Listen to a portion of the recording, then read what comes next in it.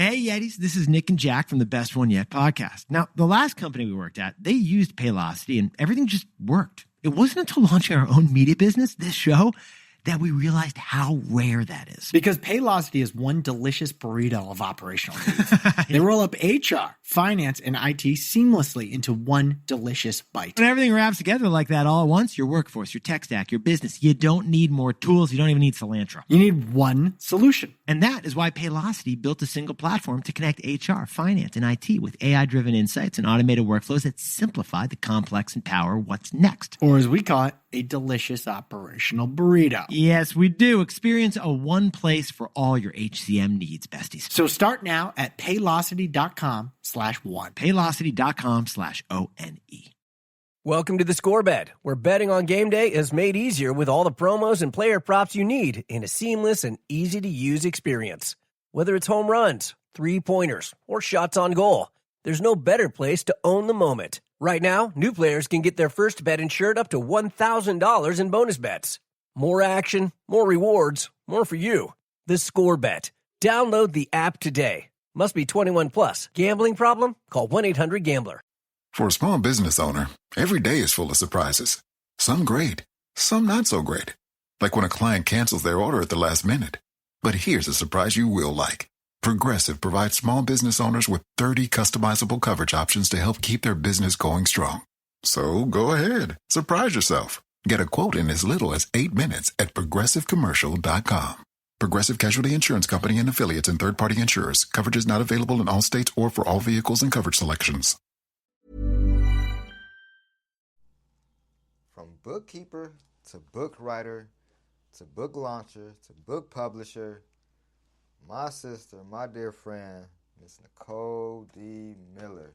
I'm talking 6-time self-published author, blogger, speaker, creator of Girl Talk, and also the Indie Author Expo, which is coming up in June 20th. So stay tuned for that. So let's get into it. How did you get started with book writing? Like, bookkeeping is more structured, is true to form and solid. But I think with writing, and fictional writing at that, as you write novels, it's a lot more distortion, creativity, a lot of free form. So how did you come from structure with bookkeeping to book writing? It's interesting, Alien, because... Am I calling you Alien or Steven? Hey, everybody knows me as both. Okay. It's interesting, Alien, because I started blogging back in the day when I was hot, and never saw myself as a real writer or an official writer. Blogging was my gateway into being a creative, and a literary creative at that. And I had written one particular blog, How to Overcome Heartbreak, Recovering from Misguided Love. And I felt spiritually led, like, this is the name of my first book. I feel like that's what God said. And so I wrote that book and published it in 2014. But again, never saw myself as a writer, was still working in finance, had my MBA in accounting. So being a creative was something that was off the grid for me. It was something that was a hobby, or it was something that was on the side. And even though I had written and published a second book in 2015, I did not start taking the craft seriously until 2020, in the midst of George Floyd, the civil rights movement, the Black Lives Matter movement, and so many opportunities that emerged to hear our stories, to hear Black stories. I felt motivated to continue the short stories I had started writing and compile them and published stories for the Urban Soul. And that was in 2021. And that's when I got serious. That's when I said, let me see what's on the other side of this. I keep feeling this tug. I keep feeling like God is saying, this is your purpose. Even though I had a lot of inhibitions, I had a lot of fears, like, who makes money writing? Like, how am I going to do this? But I had the resources, I had the capital, and so what I understood was that I needed to build a network. And then I started going hard, building a network, showing up at events, getting my marketing together, and attacking it, and creating the brand of Nicole D. Miller. And then once I said yes to that, the floodgates opened. So, what was those initial moments or initial feelings and emotions as the floodgates started to open? Was it more overwhelmed, or it was like, I'm ready for it? It was, I'm ready for it. It was so encouraging because it was being a creative. And I feel like there's nothing else like being a creative. There's a fulfillment in it that I never had with anything else. And then you see it actually working. You see the plan working, the doors opening, the opportunities emerging. You create your own lane. There is no one that can do what you do because you're originally made in the image of the creator. And that's what I discovered. And then I fell in love with writing in a way I had never fallen in love with literature before. So it was a high. It's addictive.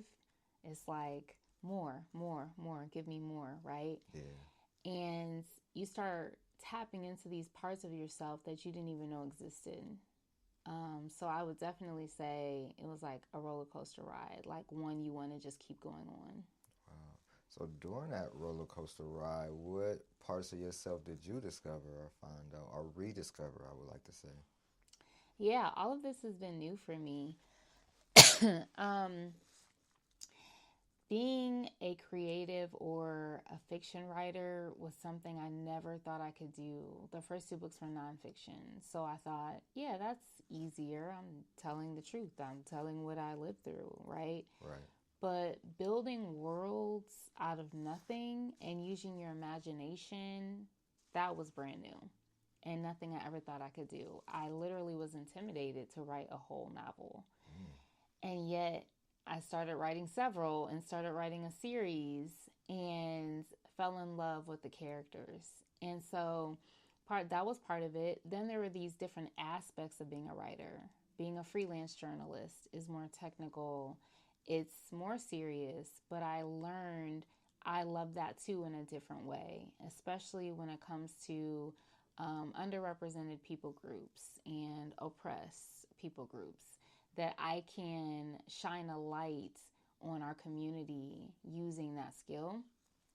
So that was something that was amazing. And then I got into podcasting, which was not something I ever saw myself doing. I kind of dragged my feet with it, like I did with everything else, because I felt like it was saturated. I felt like everybody's podcasting. I personally don't like doing what everyone is doing. That's right. That's an Aries thing. But spiritually, I felt like God said, but how many podcasts are mine? And so you are creating a space for my agenda, right? And even that getting birthed out, was Girl Talk. And Girl Talk initially was a panel discussion on Zoom.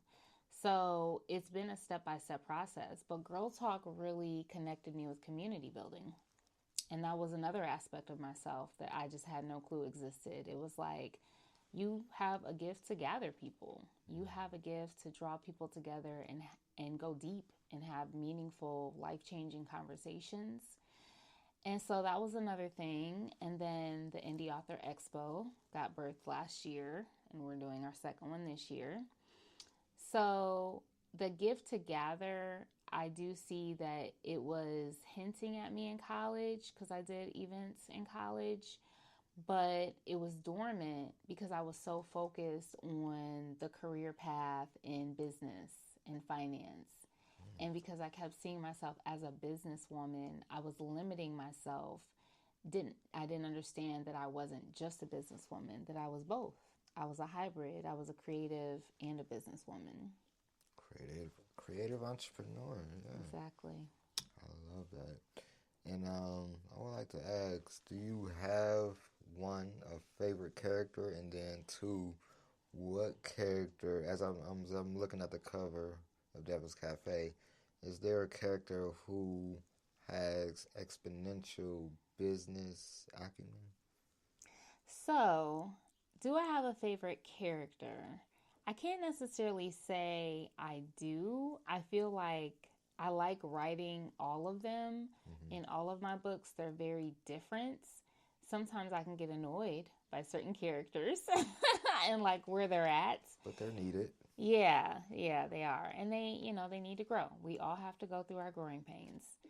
Devin is definitely the one that has the strong business acumen. And so even writing my latest novel, Devin's Cafe, named after Devin, I definitely channeled a lot of my personal business experience, as well as even my personal life and romantic experiences through his character. And it's pretty dope that I get to use my business background in my fiction writing. So he actually is a TA. He teaches a course, Management 202, and we see a scene of him teaching the students. And my experience being an academic and being in business, I'm able to use that world and include it with my characters, and it's natural and normal sounding. It's not made up or Googled. It's like, no, I know this by experience. Yeah, I like that. And as you explain your books, and I know the books that you have out, do you foresee them becoming motion pictures, movies? That's definitely the big picture, pun Literally. intended. Right.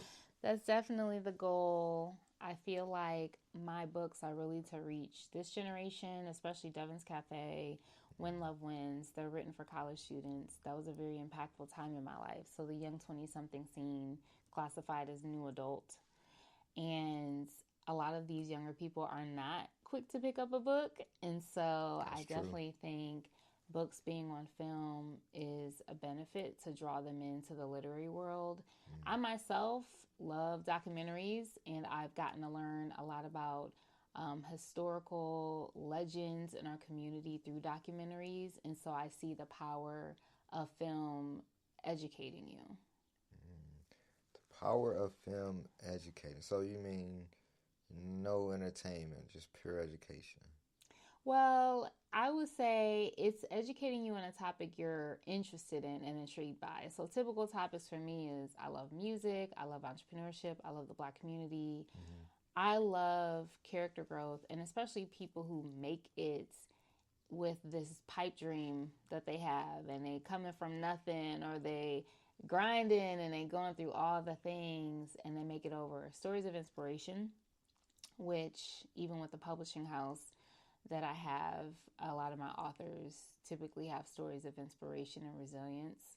And so I'm always drawn to those types of movies and films and documentaries. So it's educating you, but you're not feeling like you're trudging through the information because you're so engulfed and inspired by it, and you are changed from watching it. Wow. And you look about 20, and you talk about all of this, and even 6 books. I know it takes a single person to write one book just a few years, but you wrote 6 books. How long did it take you to complete 6 books? So I started writing When Love Wins. I believe it was probably 2021 because I published Stories for the Urban Soul, and I started writing When Love Wins. And that book, I had no idea what I was doing. I just knew I'm a good storyteller, but I didn't know the rules of the literary community, of the industry.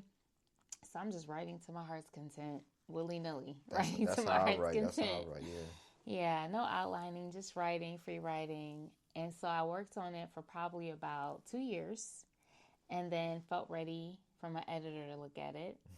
And her feedback was encouraging, but it let me know I had work to do. And so I had to sit with it and work on it for a whole nother year. So there was a lot of patience involved. Yeah. And after that, I published it in 2023. Now, I had started writing the second book, Unfinished Business Lisa, which is part 2, or book 2 in the series.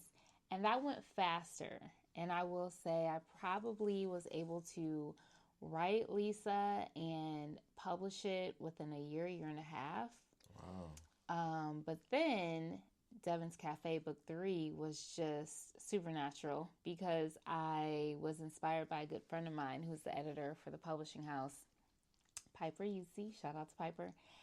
And she said, I just wrote my sophomore novel in a month. And I'm like, what? Yeah. And she has a 9 to 5 and a family and all these other obligations. I'm like, okay, Nicole, like if she could do this, you could do this. And so I gave myself a challenge, a self-induced challenge, to write my book in a month. And so I ended up writing Devin's Cafe in 25 days. And it poured out of me. But I had to be very strategic, very intentional. And it was a different experience for me because writing for me was always whenever I felt like it. It wasn't, you must complete this chapter today. You must write this amount of words today. So there were times I didn't feel like writing. I had a full day and it was like, but you haven't written this chapter today. I like that, yeah.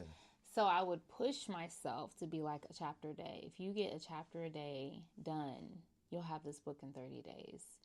Now the editing, especially since I'm a free writer and not an outliner, that takes more time. So I had this first draft manuscript done in 25 days. Wow. And gave it to my editor, same editor from When Love Wins. And thank God, she's great. She's thorough. So here I am in love with the story, excited. I wrote this book this fast.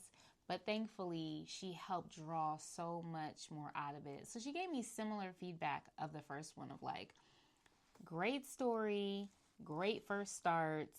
Now flesh this out. And she doesn't even know, like I wrote it really succinctly because I wrote it so fast. But sitting with her feedback, I probably took another 3 months and was like, okay, I'm ready. And so overall, it probably took less than 5 months for me to write the first draft and edit it and publish, which is the fastest book project I've ever completed. But it's also my third project. And of course, I've been an author even longer for over 10 years. So it takes time. It takes practice, you know, and I've learned so many tools and tricks along the way. So I could see my progress. I could see how I'm getting more skilled as a writer. I'm developing as a writer, and I can hit the mark faster to publish quality stories quicker. So what tips would you give someone that's maybe new to writing and it's taken years for them to complete a book and maybe they want to write their book faster? What tips would you give them? And I think it's difficult for a lot of people to complete their books because you don't get paid for writing. So more than likely, this is not your full time. You probably do have other obligations, children, that sort of thing. And I'm reminded of Toni Morrison's story where she was a single mom. She had 2 boys. She had a full-time job in the publishing industry. So she would wake up at 4:30 every morning. She would she actually kept her door open because she wanted the kids to know that they still had access to her. But she had to fight for it. And so if you're serious about getting your book done, allot yourself a time frame each day to work on it, because eventually it's going to get done if you're diligent about working on it. But you have to fight for that time. Give yourself goals. Give yourself word count goals. Take walks to stimulate your brain. Join writing communities to stimulate your gifts. But you do have to be very intentional. And it can happen, but you have to want it to happen. Now, you mentioned take walks to stimulate your brain. Is there any other activities you do, or is there like music or songs that get you in the mood for writing? My typical experience is I have lo-fi jazz playing. Yes. I could have a candle. I could have a glass of wine or a cup of coffee. And it really is this creative part of my brain. I don't do it just for writing. I do it for content creation.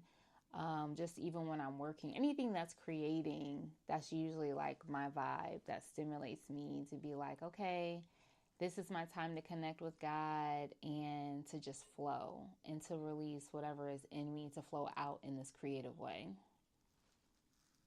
That's beautiful.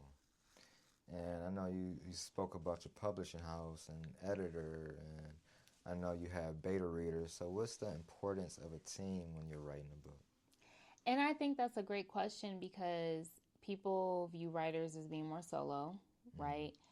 But if you want to build your brand and make it a business, you need a team. Yeah. And so the publishing house, I can't do it all. I definitely need my editors. I need the designers. I actually do the interior layouts, but I need like the right graphic cover designers, and definitely beta readers are so key. Because my thing is, I don't just want to be an author, I want to be a best-selling author. So I want my work to receive accolades and credit and respect from the literary community and the literary industry, which means I need to present top-tier work. So the process for me to go through that with When Love Wins was even more extensive, because my characters are younger and I want to make sure it's relating to younger people. So I had a focus group of younger people, and they are listening to these chapters and they're giving me feedback on vernacular, on clothing, on the music, making sure it relates to them. Then my characters are in a different city and state. They're in New York, they're in New Jersey. So I have to travel to New York. I need to make sure this is authentic to the New York environment. And commuting from Jersey, then I have interviews with New Yorkers because I want to make sure this is relatable for them and this sounds like them. So there's so much market research that I put into, especially with When Love Wins, because that was setting the tone. And beta readers are key. So with Devin's Cafe, this is my first male protagonist. I have never written from the mind of a man in a novel. Now, I've done it in my short stories, but never a full-blown novel. So now I'm like, I need guys to read this book and make sure that I am on point with, you know, the bro language and the guy Bro time, language. you know, what's happening when women are not around, you know, that sort of thing. So definitely bringing in male beta readers was key. Young Black men are definitely my target market for this book. But again, it's if you really want a quality book, you're going to be doing a lot of behind the scenes market research for it to be respected in the literary community. Wow, market research. I think that's something a lot of people skip, like putting that time to research. Like even before this interview, like how long we known each other, I'm still doing research. You know, just to have talking points and like have it flow better and make it intriguing. It's that So, preparation. Preparation. And I think I don't really think about it. It's so natural the way my brain works, but I recognize the difference meeting other people who are indie authors who may not be taking it seriously, or it's not a business. But you do all of that just for the product, and then you actually do all that for your brand. And then you do a lot of the marketing for the brand. So to get the product seen, to get the product known, right? So it's definitely a lot of investment of your time, creativity, and resources. But to your point, the network, right? So not only did I create or find my team for my publishing house, I found it for the marketing. I found it in the community that we're in. And that was the word that God had given me. Like, I've given you the resources, the time, the creativity. Your job is to network. And being an introvert, which most writers are, that was uncomfortable for me. So I would just go to networking events and make one or two deep, impactful connections. And I didn't realize it, but I was building my tribe. And then starting Girl Talk expanded that. Let's speak about Girl Talk. I know you said you started on Zoom, and I was there a part of the early days, and even seeing it becoming to fruition live now as an event. What was your thoughts when you first was like, Girl Talk, this is it. I want to start Girl Talk. Let me get my girls together and let's talk. What was the origins of Girl Talk? That's a good question. I had a title, and this is how God deals with me. I get inspired. I get an idea with a title, and that has happened even in undergrad. I remember I had a title, Calling All Saints. And what I didn't realize, it was a student-led organization that hosted community events, events on campus. Okay. So with Girl Talk, I had the title, and I had a close friend of mine who I thought I was going to do this experience with. And so we had talked about it, and the way that the vision was cast, it was more of us probably interviewing different women, but it wasn't a panel discussion, right? It was kind of like highlighting different women. But it was pressing on my heart to do this Girl Talk And she wasn't in a position in her life to move forward, but I felt this urgency of, you need to move forward. And what came to me was the scripture where God asked Moses, what's in your hand, right? And so that's what came to me. It was like, what's in my hand? Women. I have so many women in my life, and these are amazing women. They're all like high achieving and community impact and leaders and all this stuff. So that's what I did. I was like, well, I'm moving forward. This is on my heart. I'm just going to get a group of women on Zoom, and we're going to talk about feminism. So we're going to talk about this hot topic, especially in a faith-based community, of what this means to us. And that really was the kickoff. And I remember Alicia being on that platform, and she was like, this is going to be a podcast. And she just started speaking all this stuff. And I'm like, okay, girl, you know. And then towards the probably second year, they wanted it in person. And it was the demand of the community. It was the demand of the people that keep bringing forth the elevation. And they were like, we want this. So we had it in person. And then by the time we had our first male discussion, all male panel discussion, which you were featured in, it was really heavy on my heart. Get this into a podcast. Get this into a podcast. And then I had to convert 3 years worth of Zoom talks into a podcast. I was like, okay, Lord, you're going to help me do this. But it was phenomenal. And now there's no turning back. Yeah, and you did it. And like you said, no turning back. And I was surely honored to be a part of that panel. I believe the youngest member. So just to see all that wisdom that I was surrounded by and things that I have to look up to and work on myself. It was just beautiful just to witness and be a part of. Well, thank you for saying that. I definitely felt like those men were hand selected and it was a divine connection. And for me, you're a personal brother. So it was just like, of course you're going to be on it. Oh, honored, yeah. Yeah, I learned so much. And it's actually a video that I view from time to time. And just the rooms and panels and the platform that you hold and bring and put together is just amazing. It's surely divine. Like, there's no doubt about that. Thank you. And I would not be doing any of it if I did not feel it was spiritually led, because it's nothing I ever saw myself doing. Everything I do today, I never could have fathomed. So, if you never thought it would come about, how did you move forward? And then how do you know that it's spirit-led? I think for me, that's why you have to have a relationship with the divine, an intimate relationship, because he talks in a lot of different ways. But once you know his voice, you know that he's speaking to you. I like that, yeah. And part of it is, in my journey, no other open doors will happen except for the door I'm supposed to go through. So even when I felt called to be an entrepreneur and I'm dragging my feet and I'm trying to get this 9 to 5 and I'm not trying to be an entrepreneur, I'm running into obstacles. And I remember I was working at a temp company for another small business, and the guy had hired me temporarily, and he says to me, you should start your own business. And I'm like, who tells you to start your own business, right, when they're hiring you?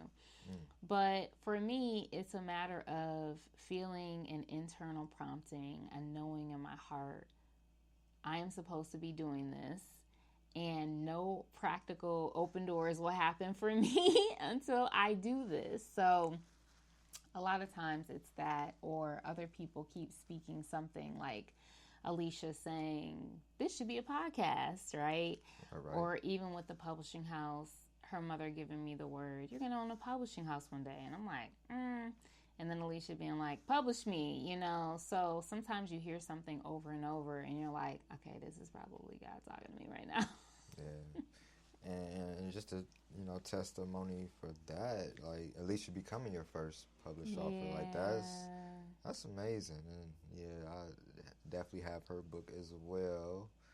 So it's amazing. Even our whole journey, because she and I have known each other for so long in a different capacity. So to be in this space, to be running alongside each other, it just shows how God puts people in your path way ahead. You don't understand the full reasoning. You and I got closer in the last few years. When I first met you, I couldn't have foresaw that. There's so many people in my life that were just kind of around, that when the time came, they drew closer, and it was like, okay, we're running this race together. We are surely running, and like, even going back to like what you said, like you watching documentaries now, even having the privilege to work on your own documentary, like what is the feeling like, first off? I flash back, and I don't know if you remember when we were at the event that JR had hosted. And he's the one that said, you should do a documentary. Again, it's always somebody else saying something. Yeah. It's nothing I ever saw myself doing. As much as I love documentaries, because I was just like, maybe one day, you know, but I knew like, no, something to this. And you're sitting right there with me. So I'm like, okay, let me talk to Alien about this. And now that we're in the weeds with this project and kind of seeing it come alive, I think the biggest impact it's making on me is that God answered my prayer. And I feel emotional talking about it because in it, it starts off with me crying out to God, what is my purpose? I was in such a dark space with grieving my mother, feeling like my origin was gone, feeling so alone. And again, no open doors in my career. I'm trying to get a job, no open doors. Not understanding that my purpose was there all along. I had already had 2 books published, but I could not see it because my mindset had to switch. So the documentary is such a testament to like, man, look at what all transpired after that moment of calling out to God. And this was his answer. That's what I see watching, and I'm like, man, you really answered that. Yeah, wow. It's amazing. It's definitely touching. So I kind of want to shift gears and speak on the other side of entrepreneurship, like the dark side, the dark moments. What were some of those challenges like? I think it's about doing it alone. So even though I have community, I still don't have that core family that I've always longed for. And my mother and grandmother not being here in the natural to see it. Like, so much of what inspires me is upholding their legacy, incorporating them in my writing subtly, honoring them in the documentary. But you are still grieving that they can't be here in the natural at my events. At every milestone that I make, they're not physically here. Physically, yeah. And so I have my community, thank God, and my loved ones, you know, but I still carry that grief that I have to do this on my own. Whereas so much of their journeys we all had each other. So even when my grandmother transitioned, my mother still had me. But I'm the one that has to do it alone without them. And it's a cross. It's definitely difficult. But I recognize how much love has been poured into me and how much love still surrounds me and the people that choose me. But it's just a part of life. There's always hard things in life, you know. And what I was reflecting on earlier today was what makes us different is that we push through those hard times. We're always going to have hard times, but it's the ones who push through and get to the next side, the next day, the next moments. Those are the ones with the testimonies. Those are the ones who are resilient. Wow. And how powerful is a testimony for people that may be afraid to share their story? How powerful is a testimony? I definitely think it's transformative, and I was talking about this in a different interview I had earlier today. What motivated me to share vulnerably and how to overcome heartbreak was who was on the other side of this book that this is going to help in their despair. It's powerful. And sometimes it's like writing to your former self or writing to an older version of yourself. What would you tell your older version? Even sometimes for me, these books, the Stebbins Cafe series, is like, man, if I was in college, this is what I would have wanted to read, you know? So I think definitely the power of testimonies is transformative, it's impactful, and it can save someone's life. Was there a time where someone came to you personally and said your story, your book, your testimony, like, saved them? I can't say save them, but I can definitely say it really inspired them and gave them hope that they knew they can make it through, because we had similar journeys, for sure. So I know you are a part of many different things, but I would like to talk about the Greater Cleveland Association of Black Journalists. Like, first, what does that mean to you? Well, it's an organization that promotes literacy in the Black community first and foremost, empowering Black voices, enlightening our audience on community-related events that are happening that affect us, influence us. And so it's an honor to be connected by this legacy of writers that have went before me that are still current day. And Rhonda Crowder is the president, and she is a dear friend. I love her spirit. I love her humility. She's invested in me. She's invested in Girl Talk. She's invested in my events. She was at the Indie Author Expo. And so having that type of support system as an up-and-comer, because I consider myself an up-and-comer. Really? Oh, yeah, for sure. I mean, for me, again, I didn't have a degree in writing or creativity, which I thought is what qualified you to be a real writer. And I look at these people like, okay, they got the chops, you know, they have the actual credentials and things. So for me to be in this network, to write articles that actually is respected by the community, it's like, oh, I have an innate gift.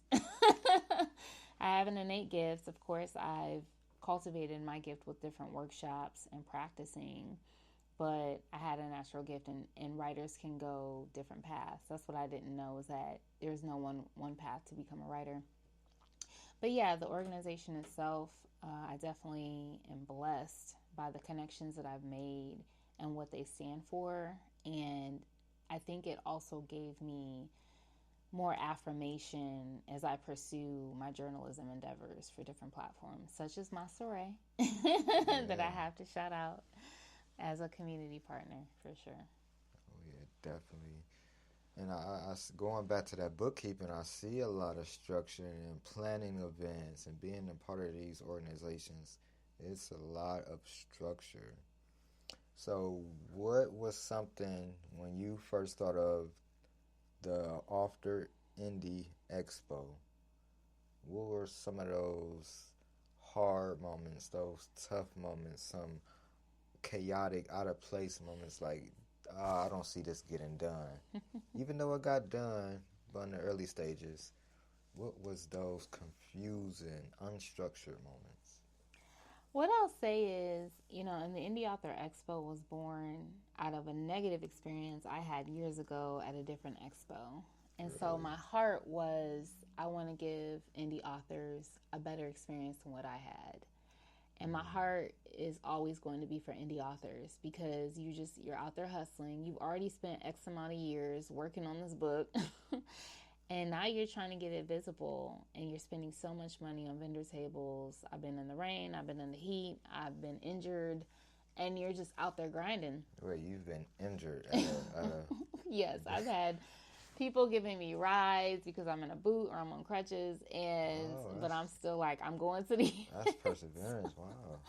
Yeah, and so all of that to say, the Indie Author Expo was inspired out of negative experiences and empathy towards the grind, because you're at events where people necessarily don't buy books or don't read, and so you're competing with the cute boutiques or the jewelry or the makeup or whatever, right? And you're like, I have this book. So I wanted to give a space where people actually are coming for you, and really to put money in the pockets of vendors. Now, what I'll say, one of the big hiccups that happened with the first one was the venue. So to your point, I am very structured. I'm very much a planner. That's how I do all the things. And I'm kind of like line upon line, dot my I's, cross my T's. But, you know, life be lifing, so things happen. And so I had locked in the venue months in advance, and probably within weeks before the event, I learned that we cannot sell books at that site. And I'm like, but that's the purpose of the event. Right. Whoa. And so I had to pivot, and this is the blessing of being an entrepreneur. I mean, you learn how to flow, you learn how to pivot. You know everything is not going according to plan. So entrepreneurship trains you for these experiences, and you built your network. So it's like, I know too many people for me not to lock in a venue. That was in my heart. It's like, I know too many people. So I started sending out text messages. Thank God, Charles of Breakthrough Sounds came through in a clutch. And that was a big deal for me because I don't consider myself a big visionary, but that one was like all these pieces and parts to it. Then you're leading over 20 people. Then I had community partners because I included the podcast also and my book launch, and I had decor. It was like, okay, we're going to do the things, right? And it was a win. It was a success. But there was that moment of like, am I supposed to be doing this? But then what rose up in me was, I know too many people. That's right. And I think when you get to that stage, you know, whatever your industry is or your calling is, there's a stage you're going to get to where you're progressing, where you're going to have that confidence to navigate the harder obstacles. You're going to have the network in place because you've already been through some things. By the time you get there, you're like, I can make it over this because I've made it over X, Y, and Z. Even if you've never not necessarily faced that thing, it's like, but I faced too many other things not to overcome this thing. Yeah. So that's definitely one of them. Hosting events in general, it's always opportunity for things to happen. I remember one in particular, one Girl Talk that happened in particular, and we didn't realize this until like a couple days before that the address was wrong on the flyer. It's like stuff like that. It's like, what? Whoa. And in the midst of that, my goddaughter was having a really hard time, and I'm over their house for hours trying to console her, and then I'm getting her, but I'm getting texts about people having the wrong address, and you just have fires. You know, I've been through so much with the publishing house, with publishing these authors. They have deadlines. I'm working with third parties. They're not answering. It's one thing after another, and you just learn how to put out the fires. And one thing I've learned, even with my clients, is they can freak out because they don't understand the process. I know the process. I've done this too many times. We're going to make the deadline.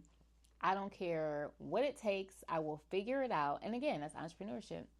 It teaches you. It's like, nope, this is the goal. These are the hurdles, and there's a way.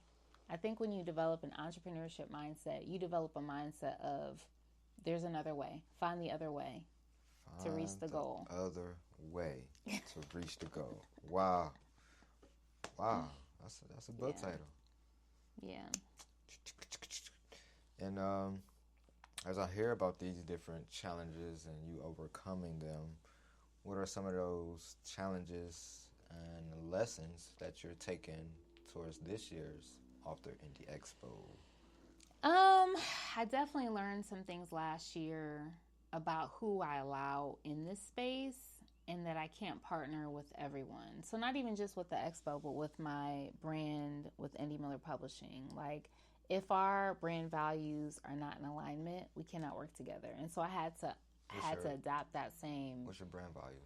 Well, I'm a faith-based, community related organization. And so a lot of them have to do with community transformation, impact, inspiration. It can't be anything that is polluting our community, degrading our community, and not inspiring someone, you know, in a positive way. So those are basic things, but that is something that I had to learn. So I've been very more intentional about vetting, which I was intentional last year, but I learned that I have to be more intentional. Even more, yeah. Even more. And so, but I'm super excited about this group of authors and the connections that they're going to make and what they're bringing to the table, and some surprises I have for them as well. Surprises. We love surprises. But that reminds me of a situation I had with a musician. First, I don't really interview too many musicians, especially that doesn't have the business structure or just the business mindset. So I kind of avoid them. But like you said, people that's polluting, your brand and tainting the population of negativity. So it's important to vet because, yeah, that alignment is powerful. And sometimes it takes years. Sometimes you don't see aspects of people from a distance. And when you get closer, you're like, oh, we're not in alignment. And I had to learn that too. I ain't gonna put no names on it, but we'll talk later. We'll talk later. So what is something you're looking forward to the Author Indie Expo? And it's like less than 20 days. June 20th, 12 to 4 p.m. at Breakthrough Sound Studio. I'm excited to feature Jill Justice, who's a local poet, and she's becoming a good friend. So I'm excited to give her that space to do what she does well. But I think overall, it's the connectivity and synergy of the people. It feels like family. It's a vibe. It's wholesome. It's uplifting. It's encouraging. We celebrate Juneteenth. That's true. So we honor our ancestors. We honor legacy. Yeah, I had this moment last year where I looked up and it was just like an organism. It was so organic, and there was just this flow, or even that people were waiting at the door at 12 sharp. Yeah. I just was like, okay. So I think for me, it feels a little overwhelming because, again, I feel like that small introverted girl who was rejected and bullied and didn't have friends growing up, and to see God just, I don't know, like turn all of that around. The very area that I was attacked in is my gift to gather. And it blows my mind of like, I can't believe all these people came here because I said we're doing an event. And books, that's a hard sell.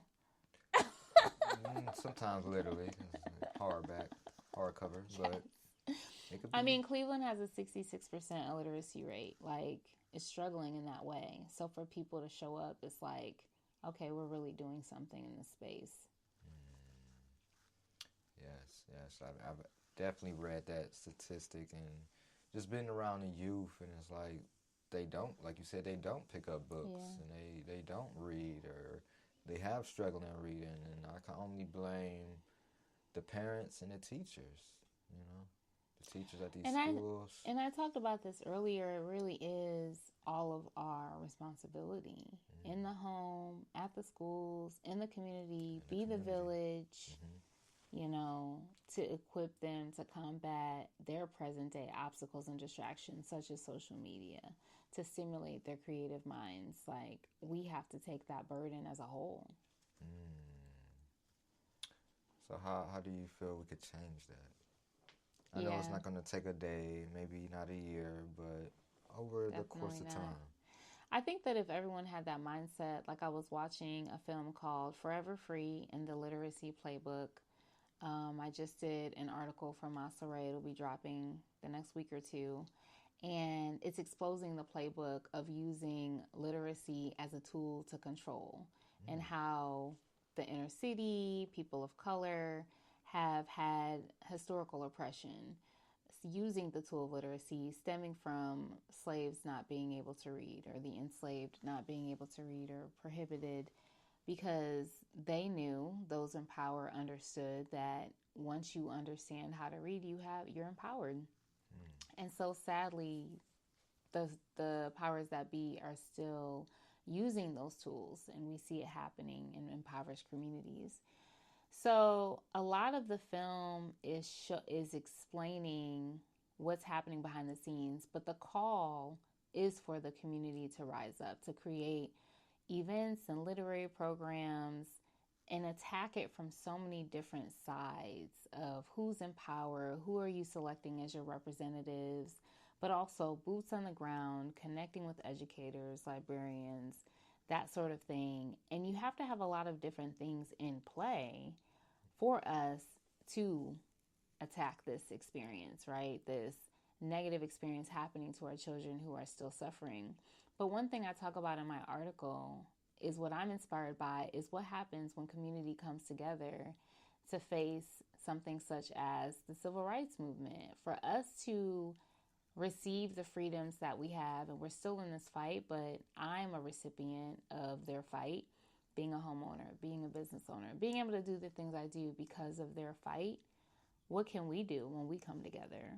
So whatever the answers are, I definitely think it relies on us coming together, but it is going to be a lot of different pockets, movements that are happening in the top tier levels of government, of education, but also in the boots on the ground community activism.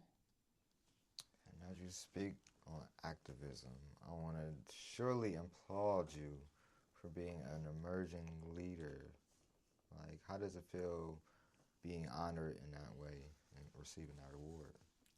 That was extremely encouraging. I got that award through Career Mastered and their female-led magazine. And I got to interview Dr. Lisa Wicker on Girl Talk, who's the founder, and she is a trailblazer and a heavy hitter. She's done so much. And that award, I was the recipient in 2024. So interestingly enough, I think it was so fitting because I really was emerging in 2024. I didn't have some of the opportunities I got even in that year. In that year, I was featured with Power Brand, with Futureland. It was like things just really took off that year. But it was a huge honor because there were all of these women with decades worth of impacts. And so it was a preview of the call. It was like, this is the call, Nicole. And I was surrounded by women leaders, and I felt like I was incubated in a spirit of resiliency. I felt like everyone there had faced so much, yet they were still there, and they had brought so many with them. And I understood that that was the call of my life. But yeah, even to kind of come full circle and interview Dr. Lisa Wicker, who's the founder, and see the doors that opened up from that moment, it confirmed like, yep, you were emerging, and now the torch has been passed. Wow. And as you say, the torch has been passed. It's like so many phenomenal women that you attract and are networking with and bringing a part of your community. Is there someone else that you have not met or is willing to meet and wanting to collaborate with? That's a good question. I can't say that there is any one individual. What I'll say is my heart is being pulled towards the entertainment industry, and my network is expanding with entertainment, people affiliated with entertainment, like filmmakers and directors and actors and actresses. And I see that shift happening where I'm like, okay, but there's no one person. But what I've learned is the need for how they present themselves in the forefront. It needs to match the behind the scenes. The character needs to be there. The maturity needs to be there. The heart needs to be there. It can't just be outwardly you look successful and you're flourishing and you're helping others. It has to be who are you behind the scenes, and that needs to match what I'm seeing outwardly. That is powerful. And I know the right people will continue to come. Like you said, by spirit-led. It's amazing. You know, just being in the rooms, being at these events that you curate. Like, it's always a good time, always genuine connections, always genuine vibes, just greatness and pure greatness, I would say. And I appreciate that. And I do feel like it's a reflection of my inner tribe. I've been in the same spiritual community for 2 decades. We mentioned Alicia. She's a part of that. I have a good group of girls that I've been best friends with since college. I've been loved and blessed by so many good people. And so my goal was to curate these spaces that reflected that, my personal life. I like that. Like you said, the reflection. And I know you speak a lot on in college. I want to touch more on your college. Like, what really happened in your college years, like from freshman all the way to graduation? So, that's a meaty question. When I went to college, I was in a very serious relationship. I thought, I'm getting married right after college. This is my boo. This is going to be my man forever. Aww. And I had no idea what was ahead of me. So I ended up depressed. Didn't even know I was depressed. You say you didn't know you Didn't know. Didn't even know what that was. So how did you find out? So I had an administrator, one of the few Black administrators, who said to me, "You're depressed." He gave me a word. He said, "What do you like to do?" I said, "I love music." He said, "You should join the gospel choir." So I joined the gospel choir my sophomore year. And in that choir, there were 2 young students who announced that they had a Bible study. And so I went to the Bible study, and some of my best friends from my dorm were there. And God started moving with us. We started craving the word. The supernatural started manifesting. It was just signs and miracles and wonders, and God just took over. And I had always had a relationship with God, but I had never experienced anything like that. And so God swept me off my feet. And then right after that experience, my then fiance cheated on me. So I faced my first heartbreak ever. And thankfully, I had a strong community and this new relationship with God, but it was like heartbreak central. And so I had to start doing the work of healing from that, but didn't really fully start healing until after graduation. But I also became very involved on campus. Like I mentioned, I had started an organization called Calling All Saints. My friends were helping with that organization. We did a dance ministry. I became a resident assistant. I became a leader. And I couldn't have seen that then, but that's what was happening. And so I became very active, and with my relationship with God, became active in ministry. So for me, college was not a typical experience that you hear a lot of other people share about, because it was a revelation of my calling and my identity and this group of people who were going to be my tribe and I was going to be doing life with for 20 years. But it also was a huge blow, one of my biggest first blows with that breakup, and my whole trajectory of life, my life plan shifted. But I made it through and have been the better for it. So. Wow. And I always love to hear the positivity at the end of like dark situations, negative situations. Like you said, overcoming the heartbreak. As you know, all of us probably experience heartbreak over time, no matter what it was. I know I have, and I wrote some of my greatest songs. Some of them not released, but I remember just writing it out, writing my heart out, writing my pain out. And it's like, wow, I created this from this ugly situation, this bad, hard, aching situation. So being in college, you didn't see yourself as a creative as much as you do now. So did you find yourself writing at all during that challenging time? You know what's interesting? So I always loved music. So music would have been my outlet. And that's why I was in the dance ministry and the gospel choir. My ex was a rapper.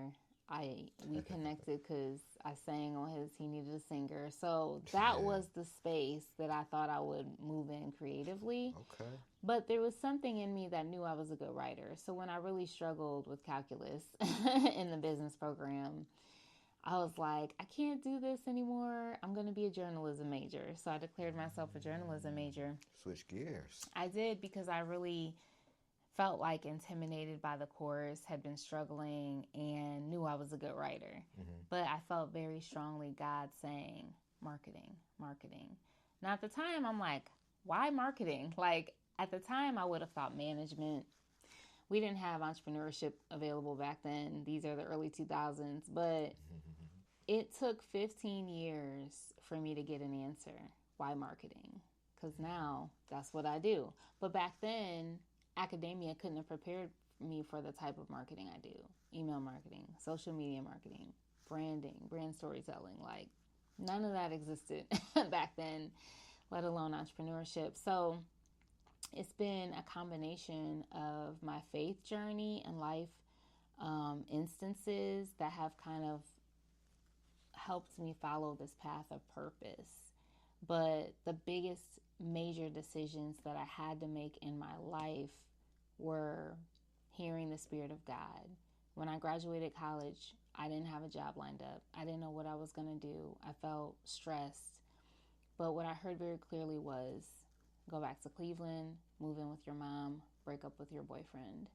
And those were 3 things I didn't want to do. I didn't want to come back to Cleveland. Me and my mom were beefing. I don't want to live with her. I don't want to break up with my boyfriend.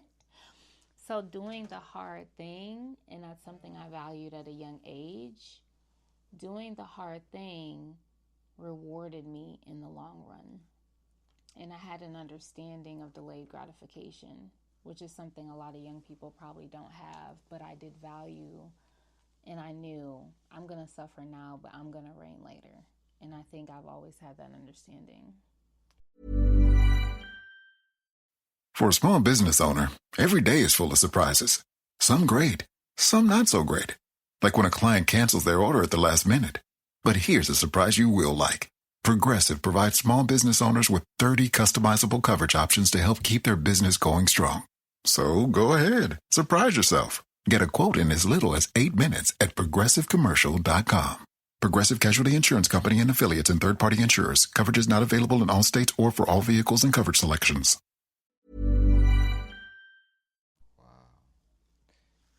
Wow. And you speak as yourself as a prolific writer, which you are.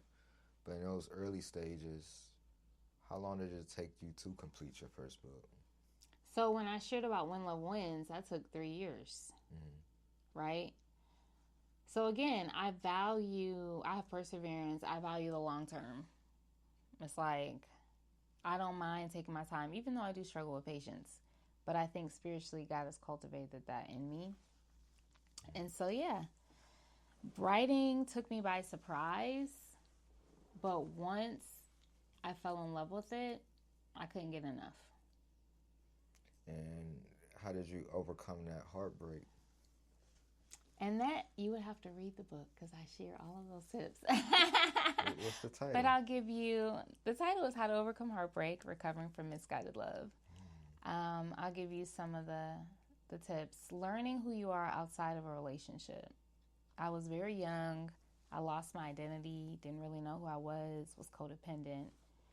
So one of the biggest things that God was doing that I didn't realize was happening was Him giving me my own friends, giving me my own interests, finding things that I like to do outside of the relationship was very healthy for me. Another thing, I had to deal with my own childhood trauma. What led me into that relationship? What was working in me that was unhealthy that caused me to attract someone unhealthy? So those are some of the things that I had to work through. Wow. Learning who you are. Learning who you are outside of someone else defining you. As you say, learning who you are, I love to preach self-love. So I love to ask, how do you practice self-love with yourself? I really enjoy my life. I love working out. That's like one of my things. I love shopping. I love drinking red dry wine. I love writing. I love doing what I do with this business, creating, doing events. I don't do anything that I don't love to do. Everything that I do in my life in this season, I love it. I love my cat. I love taking pictures. I love being cute and fashionable. Like, yeah, I take bubble baths. I get massages. I love me. It's like the women that I attract in Girl Talk are a reflection of me. And it's like, if I wasn't myself, like, I would choose me to hang with. I would choose somebody like me to be like, you would be in my girl tribe. Like, I would be in my girl tribe. Yeah, I've said that before. I'm like, if I was outside of my body, my spirit, I would choose myself. Like, I'm my own best friend. Like, if I met a female version of myself, I would choose. You know, I've But I'll had say, it has been my walk with God. For me, it came out of, I think he knew the woman that I wanted to be. And so he led me through this journey of becoming her. And a lot of it came through making very, very hard decisions, letting go of people that I didn't want to let go of, doing the things that I didn't want to do, and knowing that one day I'll be rewarded, but not even understanding that it was molding me into this version, the best version that I could be. So, as we speak about self-love, how important is that? How important is that when it comes to business? Because when you love yourself, it's just going to overflow on your business, and when you're loving your business, it's going to overflow on your life. So, how important is that? And as I touched on before, I want the people I connect with to be the same behind the scenes as they are in the forefront, and I think that that's connected. Because what you see is what you get. And I think most people recognize that I'm an authentic person. And so when I'm presenting on Girl Talk or publicly, it's like, yeah, I walk this stuff out behind the scenes. And so I definitely think you need to be diligent about that character cultivation. You need to be healing. I'm a big advocate on inner healing. And that's why Girl Talk is about inner healing, because this is what I do. A lot of the topics that I choose are things I deal with. Dealing with loss at the holidays. You know, the topic of feminism was from a guy I was seeing. Dealing with colorism. That's been a personal issue. And a lot of those topics I'd be nervous to talk about. Like, I don't want to talk about this. But what I learned is you're not alone. That's true. So many people have these experiences, and then we come together and we're able to get healing, strength, and courage on topics that were so difficult for us to deal with or face. So it's so important for you to do the inner work, or else it's going to bleed into your business. It's going to bleed into your connections with other people. They are going to suffer unless you're doing the inner work on yourself. Wow, it brings me back to that airplane analogy. Like, you have to save yourself before you can save someone else. Otherwise, you both probably gonna go. Or if you're drowning, you gotta get above water before you can save somebody else and bring them to shore, or bring them to the boat, or bring them to the other side. So yeah, I definitely could relate. Been in some similar situations, and it's like that inner healing is needed and it's powerful, because I've known so many people, even exes, that we just broken up, and a couple days later they're in a new relationship multiple times back to back. It's unhealthy, it's toxic, it's like, ugh. Like, I take time, even when dating, I take time. Like, people love jumping into relationships or jumping into something new before going back to vetting, without vetting or even testing or even seeing what it would be like. And it's just bad. And like you said, it just bleeds over and over and over without patching it up. And it's bad. Bad. Yeah. And for someone that wants to start book writing or be in business as an author, and maybe own their own publishing, what are some tips you would give that person? As far as being an author, it's like, use your craft. Develop your craft, practice your writing. You only get better when you use it, when you use your gifts. So to sharpen your gift, plug into writing communities, do the thing. Don't make excuses, just do it. It's going to be at the level that it's at, and you're going to see improvement. If I read any of my old work, I could critique it. We all can. But it's about the progress and the improvement. Starting a publishing house, you have to have a business acumen because now there's a lot of administration involved that's not necessarily involved with writing a book. And you're leading others, you're leading a team. You need to know the industry as far as legal information. You need to know structure. So don't just think you're going to start a publishing house. Do the research. Know what you're getting into. Know the market. Know the type of clients that you want to attract. Like I said, I vet clients. And know the structure. Do your research. Cool. Is there benefits from somebody that wants to start their own versus go the traditional route? So there's a difference between being an indie author and actually starting a publishing house. So if you want to publish your book yourself, you can.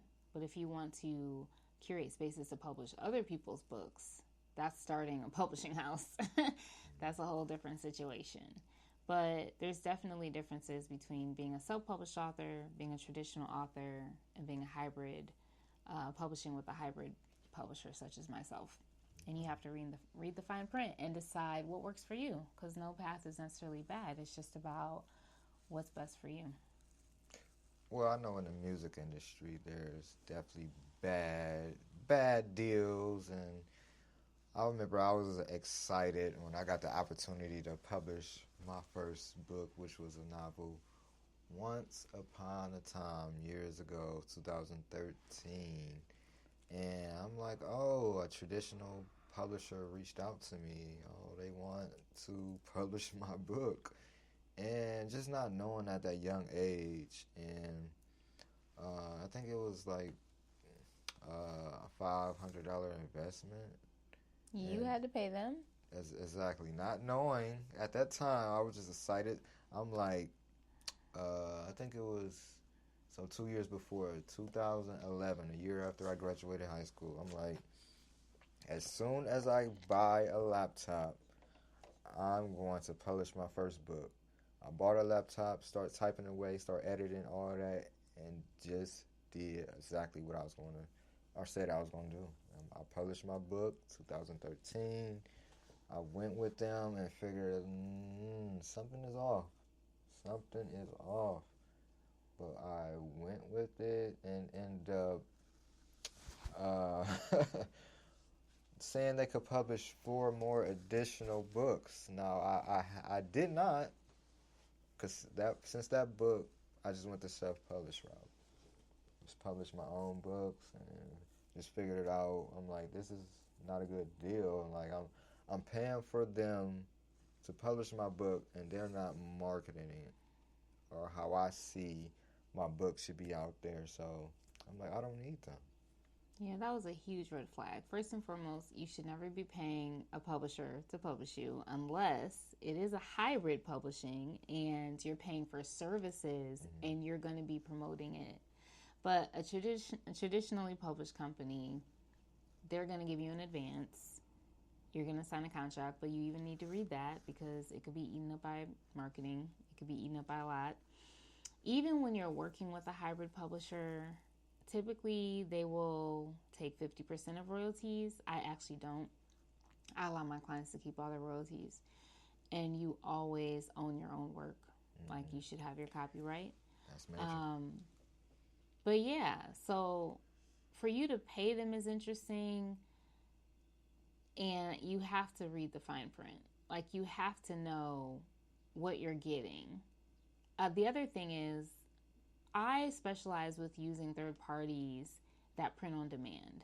And that is something that I speak passionately about because I've heard horror stories of authors working with publishers who have forced them, the contract says they have to buy 1,000 of their books, and then you have to store the books somewhere. Publishing on demand allows you to keep track of what you need when you need it. Your inventory. You want your inventory low. You only want to buy how many you're going to sell. You don't want all of these books sitting around doing nothing. Yeah. So it's definitely a red flag. I mean, paying for services, yes. But even with paying for those services, you are guaranteed exposure, marketing, a level of something, playing field with marketing. And you also have all of your rights, and you're in a position to push the book yourself if you need to. But yeah, that definitely sounded like a bad deal. Oh, I'm talking about translating to music. It was a 360 deal. It was just bad all around. Yeah. I was young and dumb. Of course, you don't know when you're young. Just wanting to do it. Just like you said, just do it. And I got my book. I got my book all right. You know? But, and one of the things I do is I empower my authors to be indie authors. So I specialize in showing them the behind the scenes so that if they don't want to publish with me again, they can do it themselves. Because for me, it's not about the money. It's about educating and empowering. Mm-hmm. And I want them to have the right information so they're not taken advantage of. Yeah, no, that's powerful. Yeah.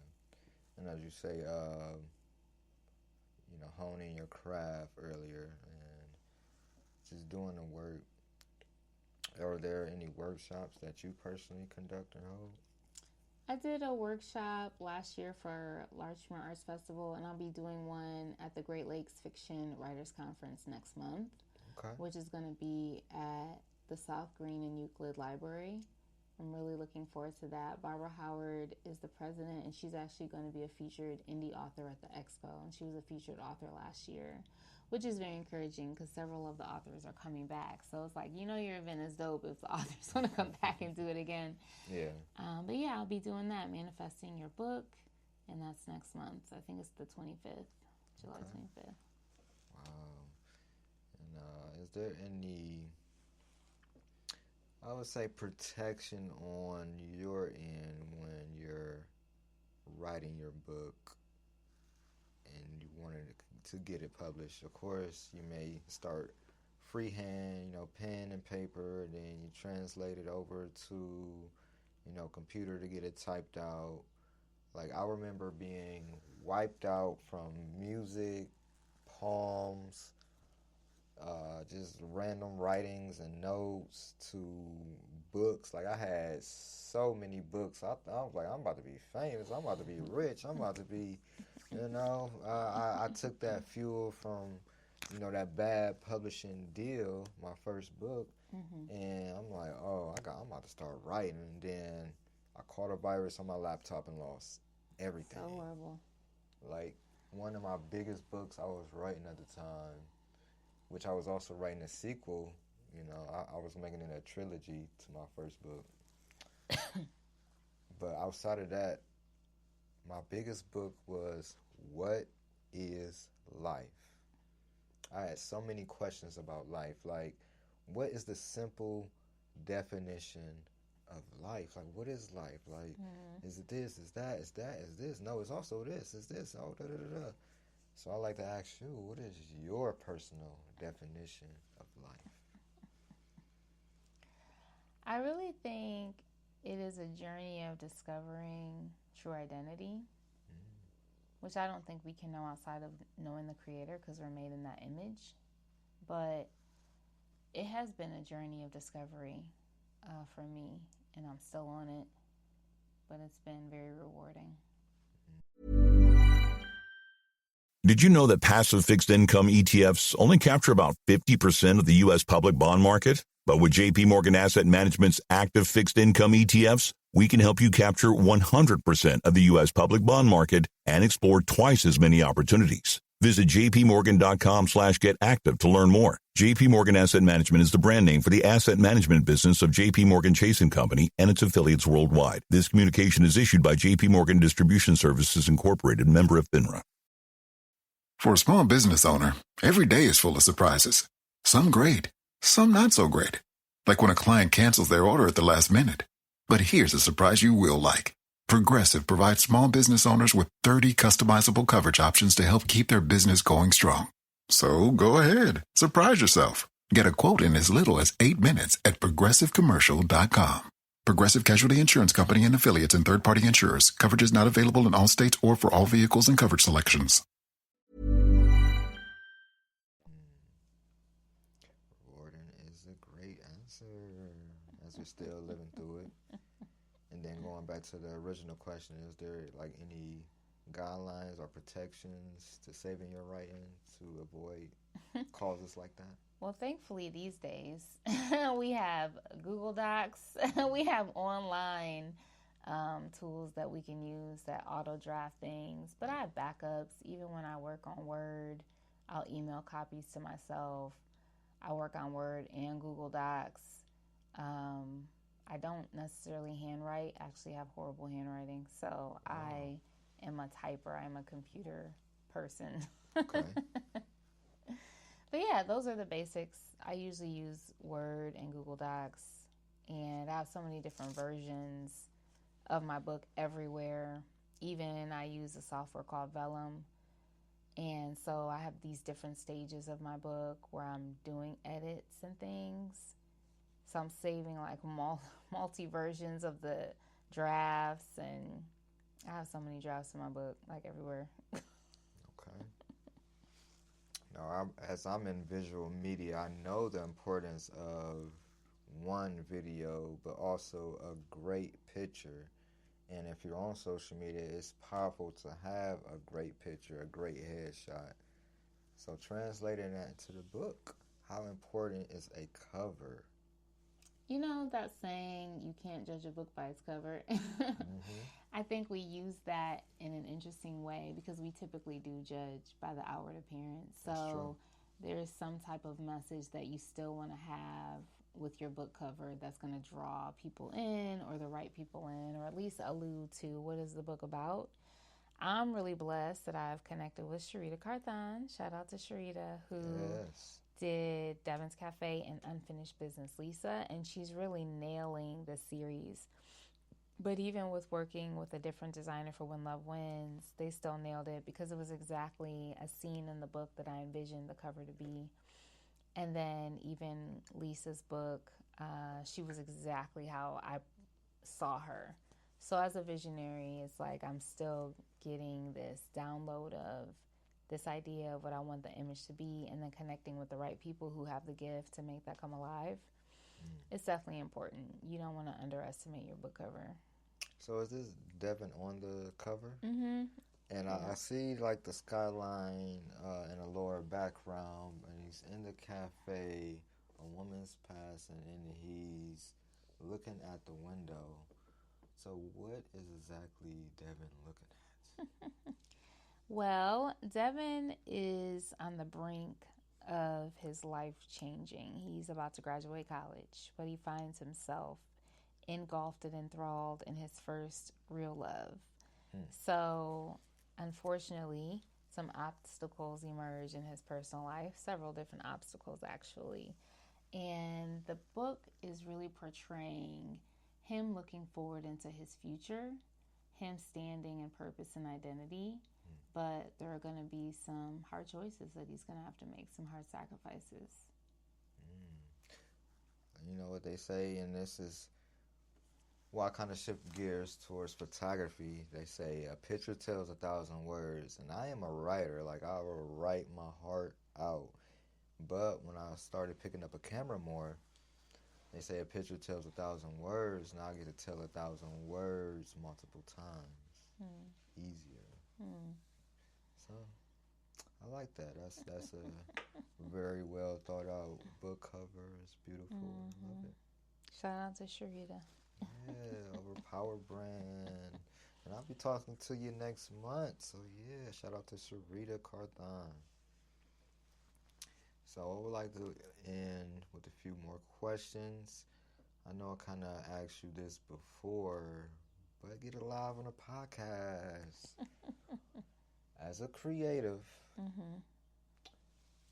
how would you describe your creative process if it was a weather forecast? What did I say before? Oh, I said quiet storm. Because it snuck up on me. I'm like, oh. Quiet storm. But then it's like, once I get going, it's over. So yeah, I'll stick with that answer. Okay. And when you're in your creative process, is there a time that you're constantly thinking about the business side? at all? Oh no, it is such a side for me to let loose and be free. That's why I don't create outlines or anything, because I can be so structured, type A and linear in my thinking. So creating is like releasing, flowing, not being hindered, and just seeing what comes out in this experience with the divine. So yeah. And how do you balance that? Like you said, it could be type A structure, but when you're on your creative mode and you're on that creative flow, it's like it's going and going. So how do you balance the two? Well, you're going to need editing. A lot of editing on the back end. It's not that I'm never type A, it's just a time and a place for it. And so learning to differentiate, when is it time to be administrative and structured? When is it time to flow and be creative? And I have an innate knowing of that, which helps me do both and balance it and be an entrepreneur and lead teams and be a visionary and execute, because I can sense when it's time for either. Okay. And I know you're also a speaker and coaching. Is there one that you love more?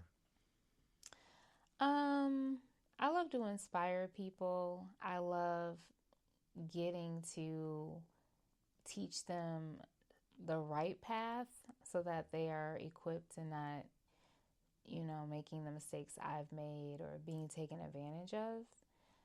But I think the speaking is probably more of my wheelhouse, that I can see the open doors in that space, and the feedback that I've gotten is how people feel when I'm presenting, and it's very natural for me. I can experience a lot of nerves beforehand. Oh, yeah. But it's like, just put the mic in my hand. Like, that's how it feels. It's like, if I can just get the mic in my hand, like, I'm good. It's a different feeling, ain't it? Yeah, it's just like, I need to just be moving in it. It's that lead up and build up that makes it more nerve-wracking. Even when I host events, I have to have downtime. I have to have quiet time the day before, the day after. I need a nap the day of. I don't talk to many people the day of. There's a whole process. It's a process. Trust me. When I used to do music, that was my ritual. Like, even before everything, I take a sip of water, or at least a beverage, just to, refreshing. My house needs to be clean. I was talking to Jumar about that before, something for the fellas, like, why am I like that? Why does my house need to be clean? And he was like, because you... Clarity. Yeah, and you don't have control over the event. You don't know what's going to happen, but you have control over your home environment. And I was like, that makes perfect sense. It's true. I need my house clean. Even before I go on my trip, like, my house needs to be clean. It's like, you control what you can, having that structure, because you don't know what's going to happen. Yeah, that's true. At the event. That clarity, that peace of mind, and your thoughts is more organized. Exactly. And I have to write in that space too. I write at home, so I need my home environment to be conducive to that as well. Yeah. And what is next for Miss Nicole D. Miller? What is on the horizon? We got the expo. We're working on this documentary. We're going to present the pilots. Devin's Cafe is out. I already have ideas for the second or the next book in the series, which will involve some traveling. I have a conference I'm working on, so there's going to be more to be said about that, and it's pivoting a little bit, which is exciting. From expo to conference. I would love to hear more about this. You're going to have to wait, but stay tuned. Definitely subscribe to NicoleDMiller.com. That is where I give my audience all of my current events and up-to-date information. But yeah, I think I'm really just seeing what is next. Even though I am a planner and I have these visions and ideas, I don't always know the big picture. Sometimes I know 3 to 6 months. And so right now I feel like I know up through September, but then I always have things rolling in that just kind of fill up my calendar. And I've never had to seek anything. Since I've been doing this, the events always come to me. The opportunities always come to me. So that's been a blessing of being like, I don't look for it. It just comes. But because I said yes and because I put myself out there and have done the work.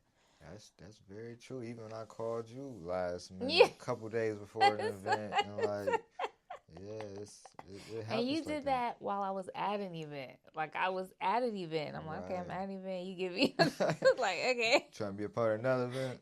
In 2 days. Right.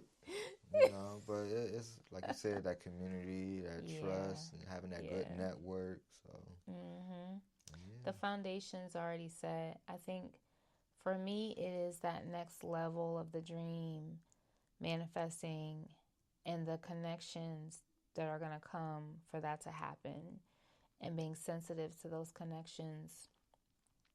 And that next level of progress.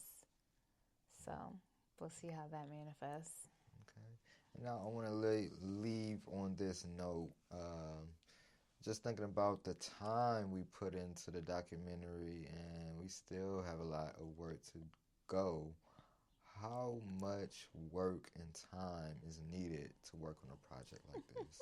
Like, it doesn't happen overnight, right? Clearly, a documentary is telling a story of a person's journey, so you already know it's going to take time. Right now, we're at the 4-year mark, I believe.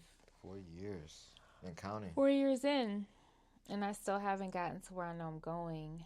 So who knows how much longer we have. But I'm grateful I had somebody like you on the road to say yes, to be committed, to be dedicated, to have follow through, to have the skill set. That's true. For us to piece this together and figure it out. This is our first documentary. But we're both storytellers, and we clearly have, the gifts to do it, and the belief. We have the belief system because we've already done so many things.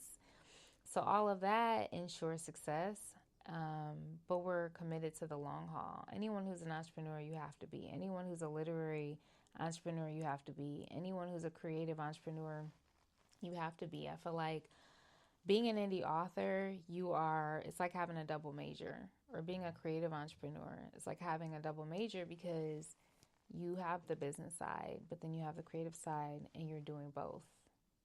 A double major. Woo! I love it. That's beautiful. And what is something you want someone watching your documentary to take from this documentary? I think the biggest thing is that you have purpose. Because that was my heart cry of, what is my purpose?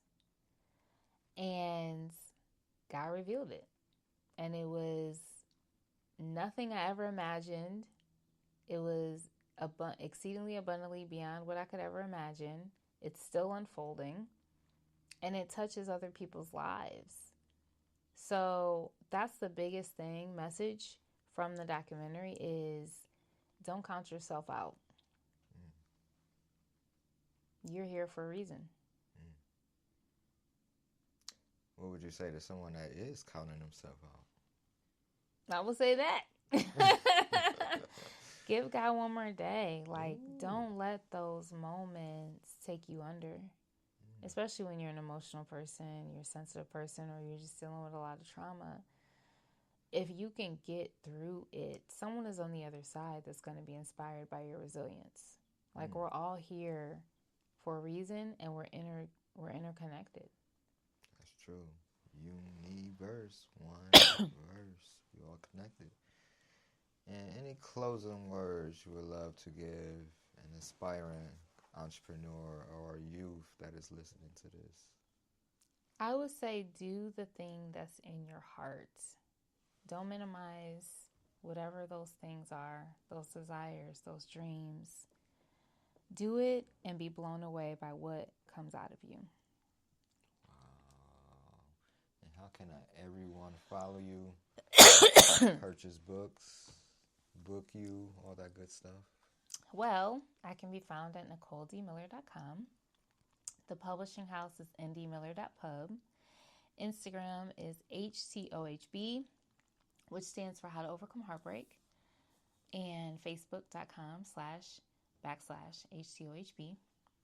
LinkedIn and YouTube at Girl Talk CLE on Instagram. So those are all of my spaces. Yeah.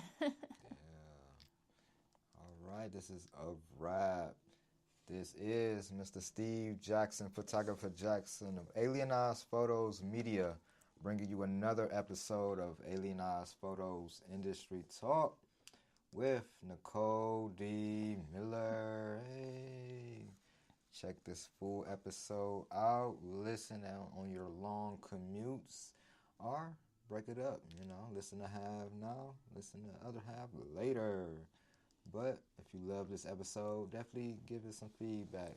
Like, share, comment, all that good stuff. Stay tuned to the next episode. And we are out. We made it. We did. I was like, how long is this interview, Alien? I don't know, I'll just be flowing. I was like, it's like 3 hours long. Yo, your camera cut off. I'm sure it did. I'm like, I don't got the storage space for all this. I was gonna ask, but then it was We did it. Yeah, it's full. Yeah, cut off at 50 minutes. So when is it gonna drop? I want to try to drop it before the expo. Okay. I know it's a couple people ahead of you, but they can wait. Let Unless me I know. just start dropping Appreciate it. everything. Appreciate it. For sure. For a small business owner, every day is full of surprises. Some great, some not so great. Like when a client cancels their order at the last minute. But here's a surprise you will like. Progressive provides small business owners with 30 customizable coverage options to help keep their business going strong. So go ahead, surprise yourself. Get a quote in as little as 8 minutes at progressivecommercial.com. Progressive Casualty Insurance Company and affiliates and third-party insurers. Coverage is not available in all states or for all vehicles and coverage selections.